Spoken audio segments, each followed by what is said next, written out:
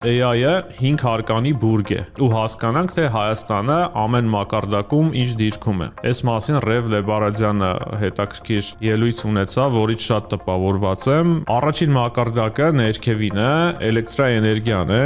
առանց հոսանքի, որովհետև դե AI չկա։ Ու ստեղ մենք բավականին լավ ռեսուրս ունենք, ատոմակայանը, ունենք մենք էլեկտրաէներգիայի ավելցուկ ու նաև ունենք որոշակի ներուժ արտադրվող ծավալը ել ավելի մեծացնելու։ Երկրորդ մակարդակը չիպերն են։ Հայաստանում արդեն կա մոտ 6-7 GPU, ընդ որում Nvidia-ի այսպես նոր Blackwell չիպերը,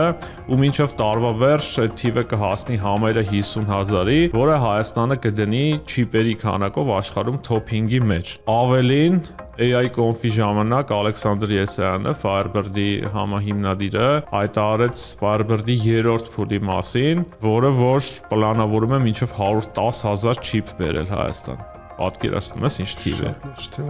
Երրորդ մակարդակ գնանք, այդ ենթակառուցվածքներն են, ու ստեղ էլ Հայաստանը արդեն շնորհիվ Firebird-ի, որը ի դեպ հայտարարվեց արդեն սկսելու է հունիսին ծառայություններ մատուցել, ինքը շատ լուրջ դեր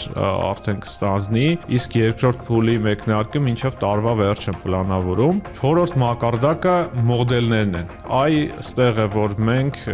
այդքան էլ դեռ չունենք ինչ-որ բան ներկայացնելու, մոդելները այդ կոպիտ ասած soft-ն է, հա, որը կարողանում է այդ հաշվողական ռեսուրսը օգտագործելով ինտելեկտուալ կարողություն արտադրել, եւ վերջին մակարդակը արդեն AI-ի կիրառությունն է, ագենտները, պրոդուկտները։ Այստեղ Ռև Լեբարաջյանը մի սլայդով ցույց տվեց բոլոր այն հայկական ընկերություններն ու ստարտափները, որ AI-ով լուծումներ են մշակում։ Մի քանի տասնյակ ընկերություններ էին, ու սա այն կետն է, որտեղ մենք արդեն մտել ենք, արդեն աշխատում ենք ու կարող է շատ ավելի մեծանալ այդ թիվը, որովհետև շնորհիվ հենց Firebird-ի ռեսուրսների AI ստարտափի համար պահանջվող գլխավոր ռեսուրսը, այդ հաշվողական ռեսուրսը մենք կարող ենք ստարտափների դեպքում կարծում եմ նույնիսկ անվճար կամ շատ էժան ստանալ։ Մի հատ շատ պարզ, բայց հանճարեղ միտք ասեց Ռև Լեբարաջյանը, որ մենք փոքր ազգ ենք, մենք միգուցե չենք կարող շատ մեծ ծավալի